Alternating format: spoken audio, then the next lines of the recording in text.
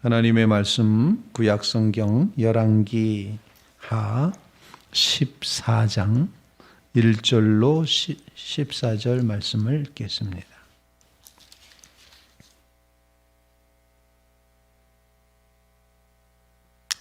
네, 1절로 16절까지의 말씀을 읽도록 합니다. 열왕기하 14장 1절로 16절 말씀까지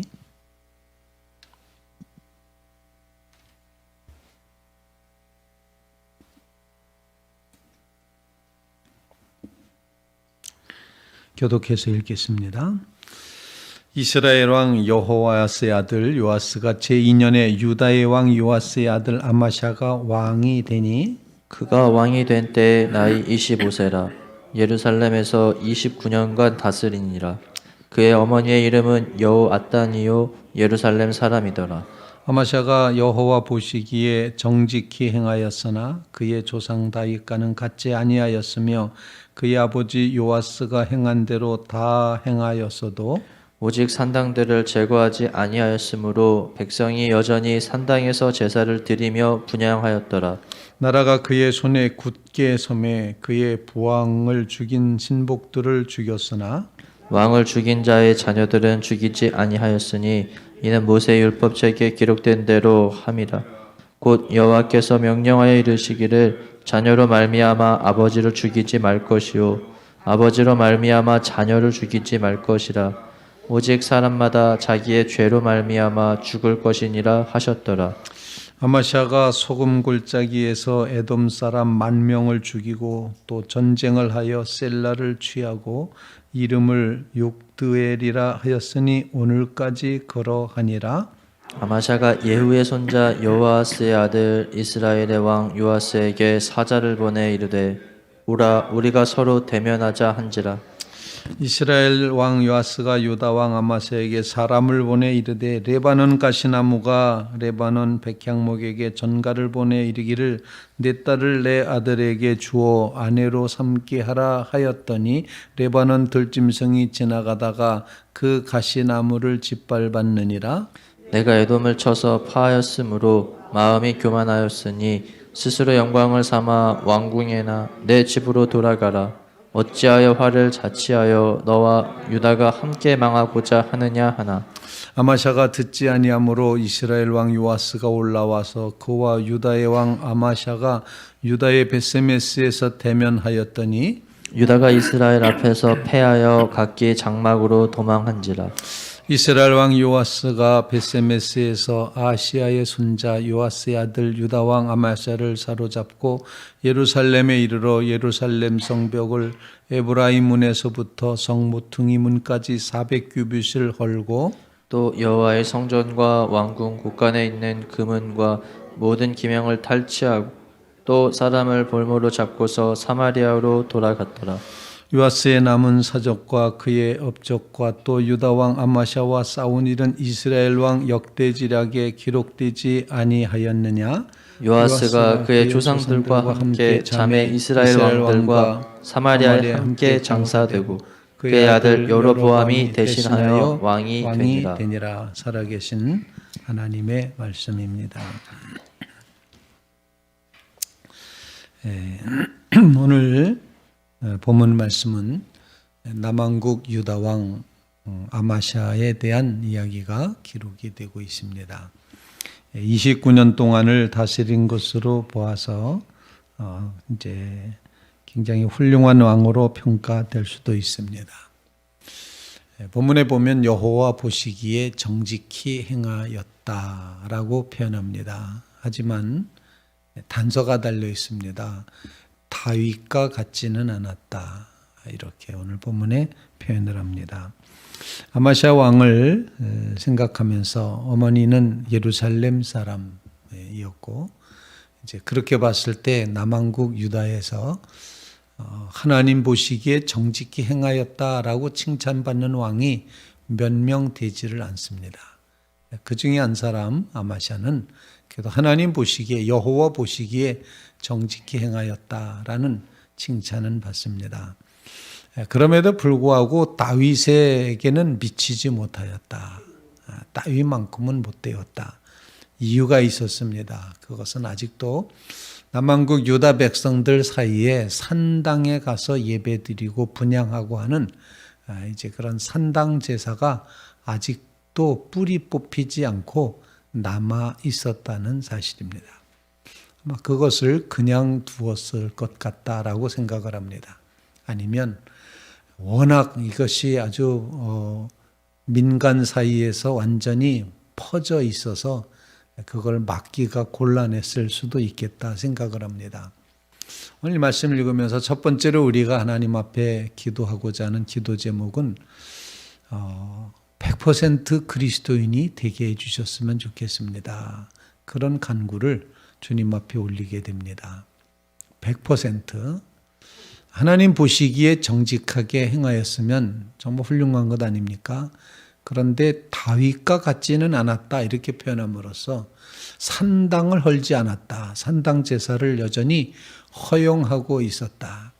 하나님을 믿기는 믿는데 100%가 아닌 마음 어떤 한 구석의 몇 %는 산당 제사를 드리고 있는 이런 혼합된 모습을 보여주고 있다라는 것입니다. 다른 말로 표현하면 하나님 우리의 믿음이 보다 더 순수하게 해주십시오. 100% 주님만 믿는 오직 주님만 의지하는 믿음에 우리의 마음을 두게 하시옵소서. 하나님을 믿기도 하면서도 때로는 물질을 믿고 하나님을 믿는다면서도 여전히 내 능력을 믿고 있고 하나님을 믿습니다라고 고백하면서도 여전히 두려워하고 있는 우리의 모습 속에서 하나님 우리로 하여금 정말 100% 하나님을 믿고 의지하는 그런 그리스도인이 되게 해 주십시오. 우리의 믿음의 분량과 용량이 꽉 채워지게 해 주십시오. 이렇게 고백하며 기도하는 그런 새벽이 꼭 되셨으면 좋겠습니다. 하나님 보시기에 정직하게 행한 이 아마샤 왕은 이제 자기의 아버지 부친 왕을 이제 죽였던 배반자들을 심판하게 됩니다. 아마 처음부터 심판을 했으면은 본인도 견디기 어려웠을 텐데 나라가 안정을 취하게 되고 자신이 권세를 다 잡게 되고 이제 모든 것이 자신의 손아귀 안에 있을 그쯤에서 이 아마샤 왕은 이제 심판을 보복을 하게 되는 거죠. 그런데 그 심판하는 것조차도 오늘 본문 말씀에 보면 하나님의 율법에 기록된 대로 하였다라는 것입니다. 하나님의 율법에는 아버지 죄 때문에 자식이 죽어서는 안 되고 자식 죄 때문에 아버지가 죽어서는 안 된다. 이런 율법의 말씀을 그대로 지켜서 자기의 선왕, 부친을 죽인 역적들 그 사람들은 심판했지만 그 자녀들은 남겨두었다라는 것입니다. 더 중요한 것은 말씀에 그렇게 기록되었기 때문에 말씀대로 하였다 하는 것입니다. 아마샤 왕이 이 율법을 알아차렸다는 것 자체가 아마샤가 하나님 보시기에 정직히 행한 믿음 있는 사람이었다라고 볼 수가 있습니다.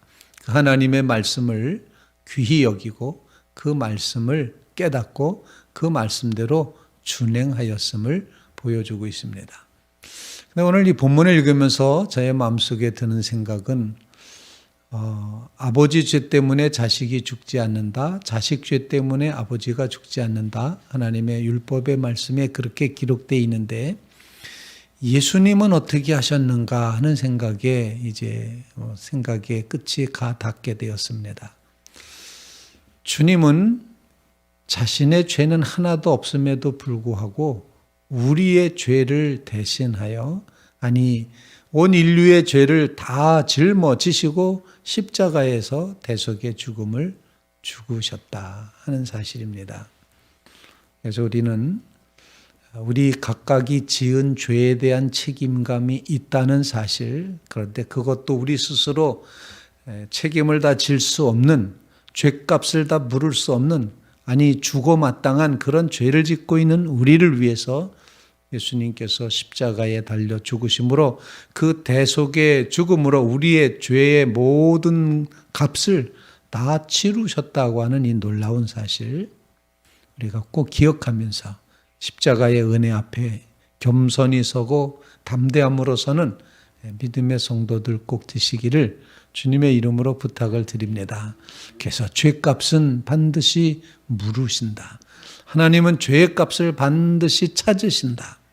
이 사실을 우리가 기억하면서 한편으로는 죄에 대한 두려운 마음을 간직하며 살아야 될 것이고 죽을 수밖에 없는 나의 이 죄의 값을 예수 그리스도께서 십자가에서 다 치루셨다고 하는 이 대속의 은혜를 우리 마음속에 깊이 간직하며 그 은혜에 감사함으로서는 믿음의 심령들 되게 해 주시옵소서.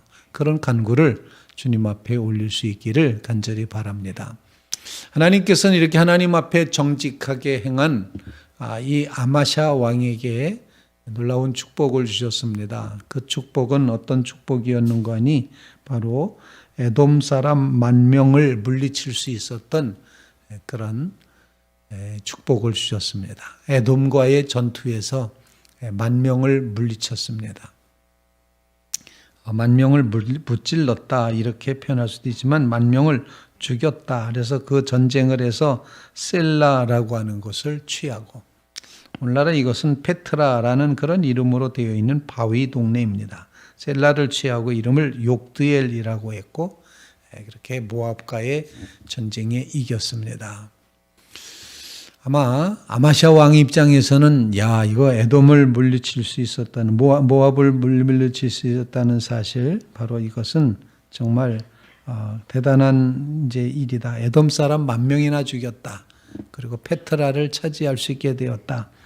이렇게 이제 생각했을 때 하나님이 나로 하여금 이기게 하셨네라는 이런 마음, 하나님이 하셨다, 하나님의 역사다라고 하는 이런 깨달음보다 이거 전쟁이 되네, 10,000명을 죽일 수 있네, 에돔을 물리치네, 땅을 다시 되찾아오네 이렇게 하면서 어쩌면 자기 자신의 힘을 과신했던 것 같습니다.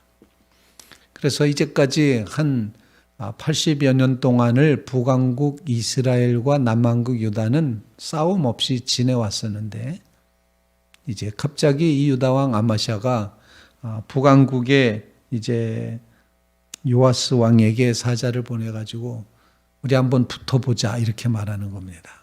오늘 본문에 그렇게 표현되어 있죠. 8절 말씀에 보면 이스라엘 왕 요아스에게 사자를 보내 이르되 오라 우리가 서로 대면하자. 이런지라 이런 이야기입니다. 전쟁하자. 그러자 북왕국 요아스 왕은 전쟁을 사양합니다. 야 무슨 소리냐. 레바논의 가시나무가 백향목 보고 결혼하자리만 결혼이 되겠냐. 지나가던 들짐승이 가시나무 잡초 같은 나무를 밟았더니 나무가 죽어버렸다. 이렇게 표현하면서 전쟁하지 말자 이렇게 말합니다. 그래도 이 아마샤 왕은 스스로 아마 크게 생각했던 것 같습니다. 아마 요아스가 말한 것처럼 내가 에돔을 쳐서 파하였으므로 마음이 교만하였으니 스스로 영광을 삼아 왕궁에나 내 집으로 돌아가라. 어찌하여 화를 자찌하여 너와 유다가 함께 망하고자 하느냐라고 요아스 왕 북왕국 왕이 타이릅니다. 너 왜 이렇게 교만하냐? 에돔 이겼다고 너 그렇게 스스로를 크게 생각하냐? 이제까지 네가 누린 영광이 귀하다 생각하고 왕궁으로 돌아가서 그냥 조용히 살아라. 겸손하게 살아라. 이렇게 요청을 합니다. 아마샤 왕이 자존심은 상하겠죠. 가시나무로 비유하고 자기네는 백향목으로 비유하고 했으니 더 자존심이 상했을 겁니다. 어떻게 되었습니까? 베세메스에서 전쟁을 벌립니다. 예루살렘 성의 일부분 400규빗이라고 하는 성이 무너집니다. 그리고 많은 사람들이 신복들이 붙잡혀가고 그리고 남왕국 유다에서 이제까지 빼앗기다 그래도 남겨놓았던 금과 은과 기명들을 다 털립니다. 탈탈탈 털려서 그걸 가지고 이스라엘 왕 요아스는 사마리아로 돌아갔다는 이야기가 오늘 본문에 기록이 되고 있는 거죠. 오늘 이 아마시아 왕의 모습을 통해서 우리에게 다시 한번 기도 제목을 주시는데, 그것은 하나님께서 하신 일을 자기가 한 것처럼, 자기의 업적처럼 생각하고 교만해서는 결코 안 된다. 교만은 멸망하게끔 만든다. 이제 멸망의 선봉에 서게 되는 것이다. 가장 먼저 망하게 하는 것이 교만이다. 교만이 망하는 것의 원인이라는 것을 우리에게 일깨워 줍니다. 하나님이 하실 때까지 기다리며 겸손히 주님을 구하며 나가는 그런 믿음을 우리의 마음에 허락해 주십시오. 주님 앞에 세 번째로 이렇게 간구하는 믿음의 성도들 되시기를 주님의 이름으로 부탁을 드립니다. 주님, 우리로 완전한 100% 그리스도인 되게 하여 주시옵소서. 주님, 우리로 하여금 정말 하나님께서 원하시는, 정말 우리의 죄값을 치르신 주님의 그 무거운 죄값이 얼마나 귀한 것인지 십자가의 대속의 은혜에 감사함으로 살게 해 주시옵소서. 우리가 죄에서부터 노임받았다고 교만해지지 말게 해 주시고 끝까지 겸손함으로 나아가게 해 주시옵소서. 이런 간구로 주님 앞에 간구하며 나가는 귀한 새벽이 되시기를 간절히 바랍니다.